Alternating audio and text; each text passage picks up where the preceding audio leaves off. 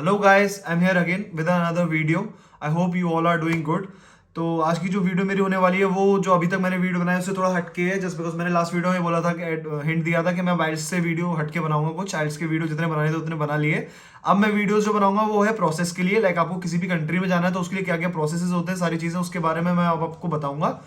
जो आज का वीडियो है पर्टिकुलरली वो ये होने वाला है कि हम किसी भी यूनिवर्सिटी में, like whether it's in Australia, Canada, USA और किसी भी कंट्री में, आपको उसमें कैसे अप्लाई करना है और उसके लिए क्या क्या डॉक्यूमेंट्स चाहिए होते हैं। डॉक्यूमेंट्स का सीन ऐसा होता है, देखो किसी भी कंट्री के लिए चाहिए हो, मोस्टली सिमिलर ही होते हैं, तो मैं एक ही उसमें डॉक्यूमेंट बताऊंगा सारी कंट्रीज के लिए। और जो इंडियन डॉक्यूमेंट्स हैं, इंडियन पाकिस्तानी, वो सब उन सब के लिए सब चल सकता है। तो अगर आपको वीडियो पसंद है तो लाइक करना जरूर। इस वीडियो में साथ बने रहिए, आपको बहुत बहुत सारी नई नई चीजें जानने को मिलेंगी। और आपको मैं ये भी बताऊंगा अपने काउंसलर को कैसे सिलेक्ट करना चाहिए। बहुत सी चीजें होती है, काउंसलर के ऊपर बहुत कुछ डिपेंड होता है। तो बिना टाइम वेस्ट किए सीधे वीडियो पे चलते हैं, लेट्स गो। भाई किसी भी कंट्री में जाने के लिए ना सबसे पहली जो मेन चीज होती है वो होता है आपको एक सही काउंसलर चुनना। लाइक आप जितना भी प्रोसेस है सब कुछ अपनी तरफ से नहीं कर सकते। आप एक बार को कुछ कुछ कंट्रीज में ऐसा होता है यूनिवर्सिटी में आप डायरेक्टली अप्लाई कर सकते हैं, उसके बाद भी इन दी एंड आपको किसी ना किसी चीज के लिए किसी काउंसलर की एडवाइजर की जरूरत पड़ती ही पड़ती है। तो मोस्टली इंडिया में जो बच्चे हैं वो कहीं भी जाना चाहते हैं वो क्या करते हैं, किसी भी एक कंसल्टेंसी को पकड़ते हैं जो उनका सारा प्रोसेस करती है, उनके अप्लाई से लेके वीजा तक उनका पूरा साथ रहती है, सारी चीजें करती है। इसमें उन काउंसलर्स का क्या फायदा होता है, जब भी हम किसी काउंसलर को चूज करते हैं तो उसका एक यूनिवर्सिटी से टाई अप होता है। तो यूनिवर्सिटी टाई अप होता है, अगर उसके थ्रू कोई बच्चा यूनिवर्सिटी के पास जाएगा तो उसे पैसा मिलता है। लाइक अगर मैं किसी यूनिवर्सिटी में जा रहा हूँ और मेरी फीस 30 to 40 लाख है 2 साल के ओवरऑल कोर्स की, तो उस काउंसलर को 1-2 लाख रुपए आराम से मिलेगा। तो वो इससे कमाते हैं और आपकी हेल्प करते हैं। मोस्टली जो काउंसलर होते हैं वो फ्री में होते हैं, कुछ पेड भी होते हैं, पैसा लेते हैं आपसे, अपनी कंसल्टेंसी फीस लेते हैं। तो सबसे पहले तो आपको काउंसलर कैसे चुनना चाहिए, तो देखो मैं बताऊं, कभी भी किसी के कहने में मत आओ। किसी दोस्त ने बताया कि भाई मैं इस काउंसलर पर गया था, ये अच्छा था, तो कभी ऐसे किसी के कहने में मत आओ। जो शॉर्ट एंड सिंपल चीज है चूज करने की वो है अपनी खुद की रिसर्च करो। क्योंकि काउंसलर ऐसी ऐसी चीज है भाई कि वो तुम्हारा फ्यूचर डिसाइड करेगा। तुम किसी भी कंट्री में अप्लाई कर रहे हो तो अपने फ्यूचर के लिए कर रहे हो। अगर तुम्हारे प्रोसेस ढंग से नहीं हुआ और इन दी एंड तुम्हारे कहीं कोई कमी रह गई, वीजा रिजेक्ट हो गया, तो तुम्हारा वहां पे फ्यूचर खराब है। तो इस वजह से आपको काउंसलर जो है हमेशा सोच समझ के बहुत अच्छे से सिलेक्ट करना चाहिए। मैंने ये गलती करी, मैंने जल्दबाजी में सिलेक्ट कर लिया। बट आप जो है अच्छे से चारों तरफ रिसर्च करके, और सबसे बड़ी बात ये, पेड काउंसलर्स को सिलेक्ट मत करना। ठीक है, ऑल्दो पेड काउंसलर्स जो है वो अपना काम ढंग से करेंगे, पर फिर भी जो अनपेड काउंसलर्स हैं, क्योंकि पेड काउंसलर्स जो होंगे वो आपसे भी पैसे लेंगे और फिर वो यूनिवर्सिटी से ही पैसे लेंगे, तो वो ज्यादा पैसा कमाएंगे और इन दी एंड आपको वहां से नुकसान ही होगा। लेकिन जो unpaid counsellor like IDP, IDP India की सबसे बड़ी काउंसलिंग है, जहाँ पे मतलब सारी चीजें एकदम प्रॉपर तरीके से होती हैं और उसके मोस्टली जितनी भी यूनिवर्सिटीज हैं ऑल ओवर द वर्ल्ड सबसे टाई अप है उसका। तो सबसे बेस्ट काउंसलिंग जो मैं बोलूंगा वो तो आईडीपी है। उसके अलावा बहुत सारे काउंसलिंग्स हैं इंडिया में, आपको अपने हिसाब से सिलेक्ट करनी है। भाई किसी के कहने में मत आना, अपनी खुद की रिसर्च करना। दूसरी चीज ये कि काउंसलिंग ये देख लेना कि वो थर्ड पार्टी काउंसलिंग ना हो। काउंसलिंग ऐसे होते हैं, मैं थर्ड पार्टी बताता हूँ आपको क्या होता है। ऐसा होता है कुछ कुछ काउंसलिंग तो ऐसी होती है जिनका डायरेक्ट यूनिवर्सिटी से टाई अप होता है कि आपकी फाइल वो लगाएंगे, यूनिवर्सिटी को भेजेंगे, यूनिवर्सिटी डायरेक्ट उन्हें रिप्लाई कर रही है। जो थर्ड पार्टी काउंसलर्स होते हैं वो क्या करते हैं, वो ऑलरेडी किसी काउंसलिंग से टाई अप करते हैं जिसका यूनिवर्सिटी टाई अप है। मतलब लाइक इट्स लाइक चेन। आप समझ रहे हो मैं क्या कहना चाह रहा हूँ, कि एक काउंसलर जिसका यूनिवर्सिटी टाई अप है और जिसका यूनिवर्सिटी टाई अप है उस काउंसलर के 3-4 अलग काउंसलरों से टाई अप है। यानी कि उन 3-4 अलग काउंसलरों पे अगर कोई फाइल आके लगती है किसी यूनिवर्सिटी के लिए, तो वो पहले मेन काउंसलर पर जाएगी, फिर वो काउंसलर यूनिवर्सिटी को लगाएगा। तो उसमें क्या सीन होता है, उसमें दिक्कत कोई नहीं है, बट दिक्कत कभी कभी ऐसा होता है कि रिप्लाई आने में बहुत टाइम लग जाता है। क्योंकि आप खुद सोचो ना, बीच में मीडियम्स कितने हैं। यूनिवर्सिटी से उसे काउंसलर को आएगा, वो काउंसलर किसी और को रिप्लाई करेगा, तो उसमें कभी कभार जीटी क्लियर होने में, वो सारी चीजें क्लियर होने में काफी टाइम लग जाता है। तो थर्ड पार्टी काउंसलर को सिलेक्ट मत करना, आप किसी ऐसे काउंसलर को सिलेक्ट करना जिसके डायरेक्ट यूनिवर्सिटी से कॉन्टैक्ट है, जो डायरेक्ट आपकी फाइल लॉन्च करे। तो यूनिवर्सिटी जो भी रिप्लाई करेगी वो आपको सीसी में रख के और काउंसलर को करेगी। लेकिन अगर किसी थर्ड पार्टी काउंसलर पे आप चले गए तो यूनिवर्सिटी का जो भी रिप्लाई आएगा वो उस काउंसलर के पास आएगा, और जो थर्ड पार्टी काउंसलर ने फाइल लगाई है उसके पास आएगा, आपके पास कोई भी इंफॉर्मेशन नहीं आएगी। तो बेटर यही रहेगा कि आप किसी अच्छे काउंसलर के पास जाए।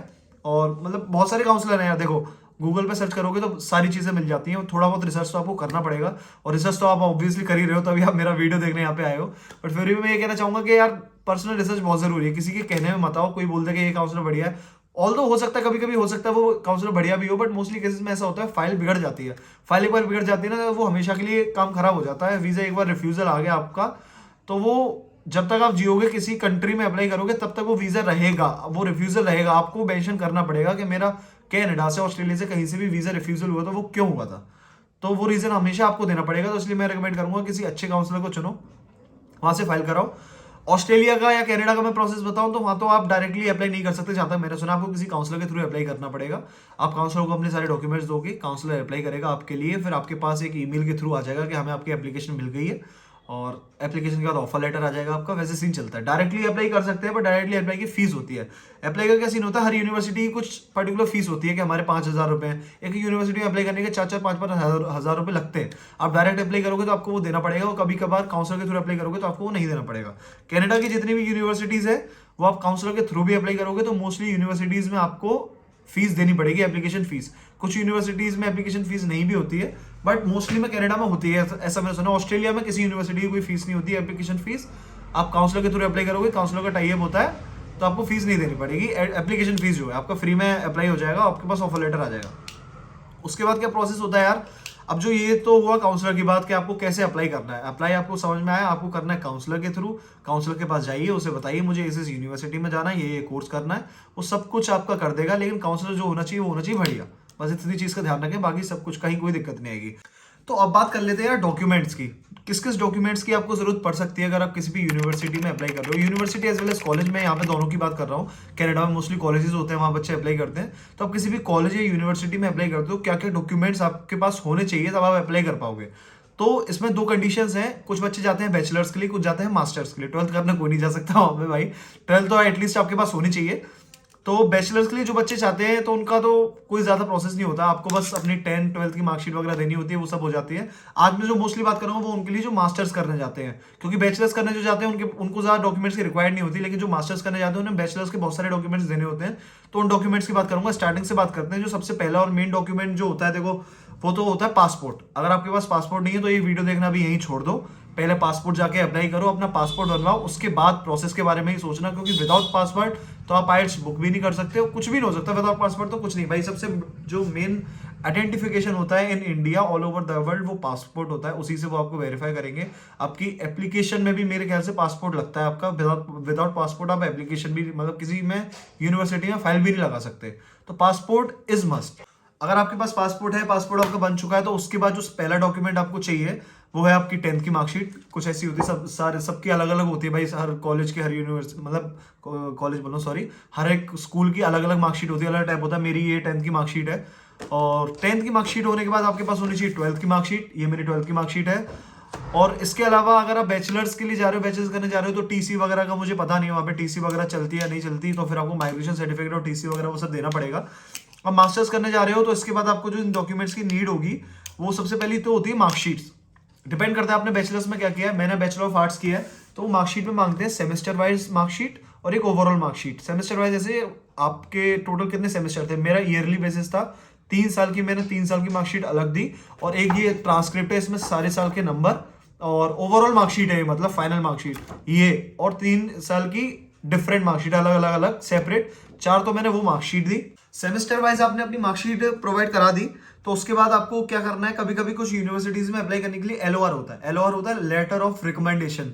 रिकमेंडेशन उसमें ये होता है कि कोई यूनिवर्सिटी का प्रोफेसर, आपकी यूनिवर्सिटी या कॉलेज का प्रोफेसर जिसने आपको पढ़ाया हो, वो आपको हायर स्टडीज के लिए रिकमेंड करता है कि हाँ एज सच स्टूडेंट, ये स्टूडेंट अच्छा है पढ़ने में, हम चाहते हैं कि आप इसे अपनी यूनिवर्सिटी में एडमिशन दें इसके ब्राइट फ्यूचर के लिए, और ब्ला ब्ला, मतलब उसमें कुछ भी अच्छा ही आपकी लिखनी हो, कुछ तारीफ लिखनी हो, तो प्रोफेसर या टीचर आपकी लिख देते हैं, तो उसे बोलते हैं लेटर ऑफ रिकमेंडेशन। वो कुछ कुछ यूनिवर्सिटीज में डिमांड होता है, कॉलेज में, यूनिवर्सिटी में। तो अगर आपकी यूनिवर्सिटी में डिमांड हो रहा है तो आप अपने स्कूल जाइए, स्कूल में उन्हें बताइए कि ऐसे ऐसे मैं ऑस्ट्रेलिया, कनाडा या किसी बाहर कंट्री के लिए ट्राई कर रहा हूँ, और वो एलओआर की डिमांड कर रहे हैं। उन्हें समझाना है लेटर ऑफ रिकमेंडेशन क्या होता है। मोस्टली कॉलेज की तो मैं नहीं कहूँगा, मोस्टली स्कूल्स में तो नहीं पता होता कि एलओआर क्या है, क्योंकि बहुत कम ही बच्चे जाते हैं, तो एलओआर वगैरह की कहीं कहीं नॉलेज नहीं होती। मेरे कॉलेज में, मेरी यूनिवर्सिटी में भी किसी को नहीं पता था व्हाट इज एलओआर। तो मैंने उन्हें जाके समझाया था, 3-4 दिन समझाया, क्योंकि उन्हें ये भी डर होता है कि कहीं कुछ गलत डॉक्यूमेंट हम बना के ना दे दें, क्योंकि एलओआर जो होता है उसके ऊपर यूनिवर्सिटी के जो प्रिंसिपल होते हैं, आपके स्कूल के प्रिंसिपल होते हैं, उनके साइन स्टैम्प वगैरह सब कुछ होता है। तो इस वजह से बड़े क्यूरियस होते हैं उस डॉक्यूमेंट को लेके, कहीं कुछ हम गलत ना दे दें। तो उन्हें समझाना, वो एलओआर बना के आपको देंगे। अगर जरूरत है तो पहले अपने काउंसलर से कंसल्ट कर लेना कि मुझे एलओआर की जरूरत पड़ेगी या नहीं पड़ेगी। अगर एलओआर की जरूरत पड़ती है तो फिर आप एलओआर अपना बनवाओ। एलओआर के बाद जो डॉक्यूमेंट होता है यार, एसओपी आपके पास हैंडी होना चाहिए। मतलब कभी कभी ऐसा होता है ना, लोग बोलते हैं फाइल लगा देंगे उसके बाद एसओपी बना लेंगे। मेरा मानना ये है कि फाइल जब आप लगाने की सोच रहे हो, किसी भी यूनिवर्सिटी में अप्लाई करने की सोच रहे हो, उससे पहले आपके पास एसओपी रेडी होना चाहिए। मतलब आपको एक प्रॉपर एस्पेक्ट मालूम होना चाहिए कि मैं बाहर ऑस्ट्रेलिया, कनाडा, किसी भी कंट्री में क्यों जाना चाहता हूँ, आखिर मेरा पर्सपेक्टिव क्या है, मेरा मोटिव क्या है वहां जाने का। तो उसे आप एसओपी में लिखोगे, आपने आज से पहले क्या क्या किया, अब आप क्या कर रहे हो, फ्यूचर प्लान्स क्या है आपके, एसओपी में वो सब कुछ आता है। तो वो सब कुछ आपको हैंडी होना चाहिए। और एसओपी कभी कभी यूनिवर्सिटी में अप्लाई करने के लिए भी अटैच होता है, कभी कभी नहीं भी होता है। मेरा नहीं हुआ था, बट मैंने कुछ का देखा है जो एसओपी यूनिवर्सिटी में अप्लाई करते हैं तो अभी एसओपी की डिमांड आ जाती है। तो एसओपी आपका हैंडी होना चाहिए, और एसओपी अच्छी तरीके से लिखा होना चाहिए भाई। किसी से बनवाना मत एसओपी, खुद ही लिखना। एसओपी के अलावा यार कभी कभी ऐसा होता है कि हमारे एग्जाम्स हो गए, हमारी मार्कशीट तो आ गई है, बट हमारी डिग्री नहीं आई। Degree and marksheet both are different things, मैं क्लियर करना चाहता हूँ। डिग्री ये होती है कि दिस पर्टिकुलर स्टूडेंट ने यहाँ से बीए करी, बीएससी करी, जो भी करी, और मार्कशीट जो होती है वो आपके मार्क्स होते हैं। डिग्री में मार्क्स लिखे नहीं आते, लेकिन डिग्री बहुत जरूरी डॉक्यूमेंट होता है। तो कुछ बच्चों का क्या होता है कि एग्जाम हो गए, मार्कशीट आ गई है, बट यूनिवर्सिटी डिग्री आने में टाइम लगेगा। लाइक मेरे एग्जाम आज से 7 महीने पहले हो चुके थे, लेकिन मेरी डिग्री आज तक नहीं आई। तो उसका सॉल्यूशन क्या होता है, मैं तो आपको बता दूं। उसका सॉल्यूशन होता है प्रोविजनल डिग्री होता है। प्रोविजनल डिग्री कोई भी यूनिवर्सिटी, कॉलेज सब प्रोवाइड कराते हैं, कोई इशू नहीं है। या तो उनके पोर्टल पे जाके अप्लाई कीजिए, मैंने अपने यूनिवर्सिटी के पोर्टल पे जाके अप्लाई किया था, तो मुझे with in a minute provisional degree create होकर मिल गई थी। वरना आप यूनिवर्सिटी से जाके उसे वेरीफाई करवा सकते हो, उसे बनवा सकते हो कि मेरे को एक प्रोविजनल डिग्री की जरूरत है ऐसे ऐसे प्रोसेस में, तो वो आपको प्रोविजनल डिग्री प्रोवाइड करेंगे। प्रोविजनल डिग्री जो होती है वो डिग्री के इक्विवेलेंट होती है, और हर एक प्रोविजनल डिग्री 6 महीने तक वैलिड होती है। आप प्रोविजनल डिग्री जब भी बनवा के आओगे तो वो 6 महीने तक चलेगी, उसके बाद वो एक्सपायर हो जाएगी। अगर तब तक आपकी रियल डिग्री आ गई है तो ठीक, वरना आपको वो दोबारा बनानी पड़ेगी। तो प्रोविजनल डिग्री यार इज लाइक मस्ट।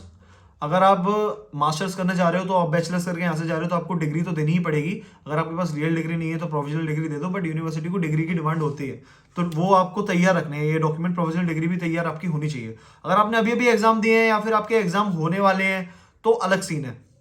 अब मैं बताता हूँ कि कुछ बच्चे ऐसे भी होते हैं जिनके अभी एग्जाम है अगले महीने, पर वो फाइल जो है अपनी अभी से लगाना चाहते हैं, ऑफर लेटर अभी से लेना चाहते हैं, कंडीशंस के साथ आ जाता है ऑफर लेटर। उसमें क्या होता है कि अगर आपके कोई भी डॉक्यूमेंट पेंडिंग होता है तो ऑफर लेटर में लिख के आ जाता है, उसे कंडीशनल लेटर बोलते हैं। ऑफर लेटर में लिख के आ जाएगा कि भाई आपकी ये कंडीशन रह गई है, जिस दिन आप ये फुलफिल कर दोगे हम आपको अनकंडीशनल लेटर इशू कर देंगे। तो कंडीशंस में लिख के आ जाता है कि इस बच्चे के एग्जाम होने वाले हैं अभी। तो उसमें क्या सीन होता है, जब आपके एग्जाम हो जाए तो मार्कशीट आने में ऑब्वियसली 2-3 महीने तो लगते ही, 2 महीने लगते ही हैं। तो एग्जाम हो जाए तो एक सर्टिफिकेट होता है, bonafide certificate, BONAFID, bonafide certificate होता है। उसमें क्या होता है, आपका कॉलेज यूनिवर्सिटी आपको प्रोवाइड करके दे देता है कि इस पर्टिकुलर बच्चे ने हमारे कॉलेज या यूनिवर्सिटी से एग्जाम दिए हैं और इसका रिजल्ट अवेटेड है। तो वही तरीके से वेरिफिकेशन हो जाता है कि हाँ बंदा जेन्युइन है। जब मार्कशीट ही नहीं है तो भाई यूनिवर्सिटी जो है वहाँ की, आउट ऑफ इंडिया की, वो कैसे वेरीफाई करेगी कि बच्चा उस कॉलेज में पढ़ भी रहा है या कुछ भी है। तो वो बना के आपको दे देंगे बोनाफाइड सर्टिफिकेट, वो वहां पे आप दे दोगे, तो उससे ये होगा कि आपका होल्ड लग जाएगा फाइल पे। जब तक आप मार्कशीट प्रोवाइड नहीं करोगे तब तक वो आगे नहीं बढ़ेंगे, लेकिन आपकी फाइल रिजेक्ट नहीं होगी, काम चलता रहेगा आपका।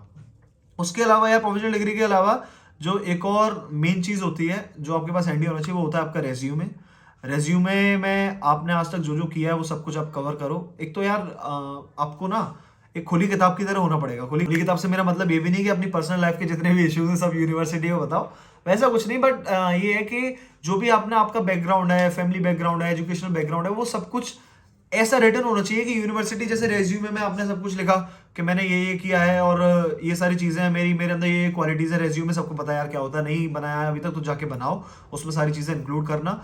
जो भी जितनी भी क्वालिटीज है वो सब लिख देना। मतलब रेज्यूमे में तो ऑब्वियसली बात है सब बढ़ा चढ़ा के लिखते हैं, तुम भी लिख देना। बट आपको क्या है ना, यूनिवर्सिटी को सब कुछ क्लियरली बताना पड़ेगा। तुम्हारी स्टोरी जितनी जेन्युइन होगी, मतलब तुम जितने जेन्युइन बंदे हो, तुम जितना अप्लाई कर रहे हो, तो आपके अंदर कोई खोट नहीं है, वो बोलते हैं ना कुछ दिक्कत तो नहीं है। क्योंकि जो 2 नंबर के लोग होते हैं उनमें कोई ना कोई इशू होता है ना, तो वो सारी चीजें बनावटी बोलते हैं, छुपा छुपा के बोलते हैं। आपको छुपाना कुछ भी नहीं है। यूनिवर्सिटी का जो भी है वो सब कुछ खोल के रख दो, रेज्यूमे में, एसओपी में सब कुछ लिख दो, भाई मैंने ये किया था, ये मेरा कोर्स है, इस वजह से मेरा ये कोर्स करने का मन किया, मैं ये करना चाहता हूँ। सारी चीजें आप उनसे बोल के रखोगे ना, तो आपकी फाइल में कभी कोई दिक्कत नहीं आएगी। आप चीजें छुपाओगे, फेक डॉक्यूमेंट्स पेश करोगे, तो उसमें थोड़ा इशू हो सकता है। रेज्यूमे के बाद ऐसा कोई डॉक्यूमेंट बनता नहीं है, मैंने आपको सारे बता दिए। अगर आपके पास ये सब डॉक्यूमेंट्स हैं तो आप किसी भी, you are good to go, आप किसी भी यूनिवर्सिटी में आराम से अप्लाई कर सकते हो। वैसे मैं डिस्क्रिप्शन में लिख दूंगा, एक बार फिर से रिकॉल करा देता हूँ। 10-12 की मार्कशीट, सबसे पहले तो पासपोर्ट, भाई पासपोर्ट मस्ट है। उसके बाद 10-12 की मार्कशीट, फिर आपकी ग्रेजुएशन की सेमेस्टर वाइज मार्कशीट्स, फिर एक ट्रांसक्रिप्ट बोलते हैं जो इसमें सारे नंबर्स लिखे होते हैं वो मार्कशीट, फिर प्रोविजनल डिग्री, और लेटर ऑफ रिकमेंडेशन अगर कहीं जरूरत है तो एसओपी हैंडी होना चाहिए हमेशा, और रेज्यूमे आपका होना चाहिए। अगर आपके पास ये सब डॉक्यूमेंट्स हैं तो आपका काम हो जाएगा, कोई दिक्कत नहीं आएगी। और ये डॉक्यूमेंट्स जो है वो मोस्टली लाइक अपने इंडिया में हर एक स्टूडेंट्स के पास होते हैं, हर एक स्टूडेंट के पास होते भी हैं। और किसी भी कंट्री में आपको अप्लाई करना है, Canada, USA, Australia, USA America same ही होते हैं, सॉरी, ऑस्ट्रेलिया, जर्मनी, आपको कहीं भी अप्लाई करना है तो ये सिमिलर डॉक्यूमेंट्स हैं जो हर जगह पे लगते ही हैं।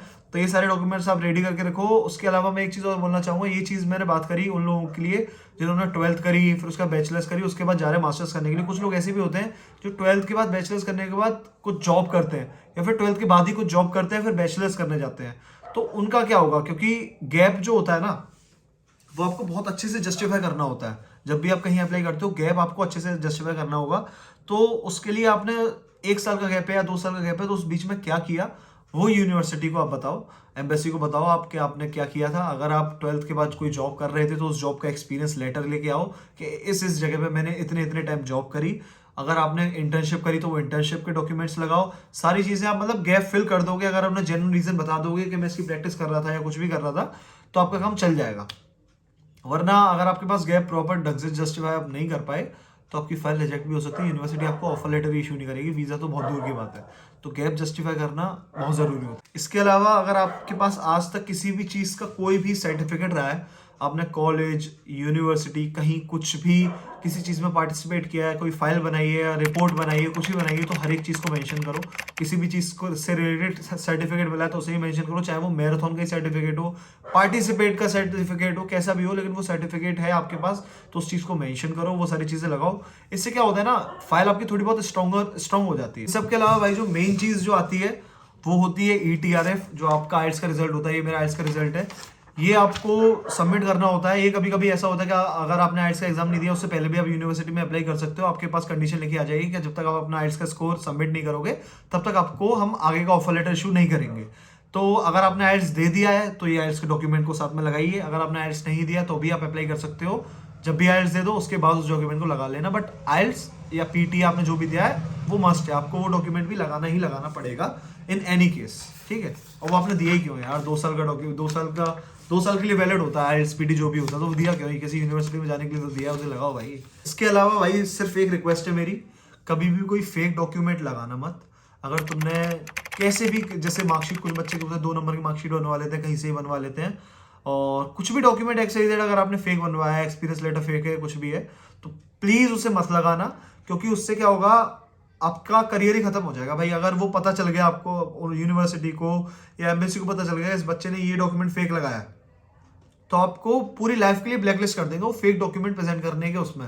और सिर्फ ऑस्ट्रेलिया में नहीं, फिर आपका वीजा वगैरह या कुछ भी हुआ होगा तो वो आपको हर जगह पे एक्सप्लेन भी करना पड़ेगा। तो वहां पे आपको बताना पड़ेगा फेक डॉक्यूमेंट के चक्कर में मैं रिजेक्ट हो गया था, तो आप कहीं भी किसी भी कंट्री में अप्लाई नहीं कर पाओगे। तो मेरी तो ये रिक्वेस्ट है भाई, फेक डॉक्यूमेंट प्रेजेंट मत करना किसी भी केस में, क्योंकि आप फेक डॉक्यूमेंट प्रेजेंट करोगे तो उससे मेरे जैसे बच्चे हैं और भी जो बच्चे हैं जो जिनकी डॉक्यूमेंट फेक नहीं है, जिनका सारा काम एकदम ओके है, सारा 1 नंबर का काम है, जिन्हें कोई दिक्कत नहीं, उन्हें भी प्रॉब्लम हो सकती है। इस वजह से हो सकती है, कभी कभी ऐसा होता है हरियाणा पंजाब के जो बच्चे हैं, मतलब मैं ऐसे कोई पर्टिकुलर किसी कम्युनिटी को नहीं बोल रहा, हरियाणा पंजाब इस साइड के जो लोग हैं ना, कभी कभी फेक मार्कशीट वगैरह प्रेजेंट कर देते हैं।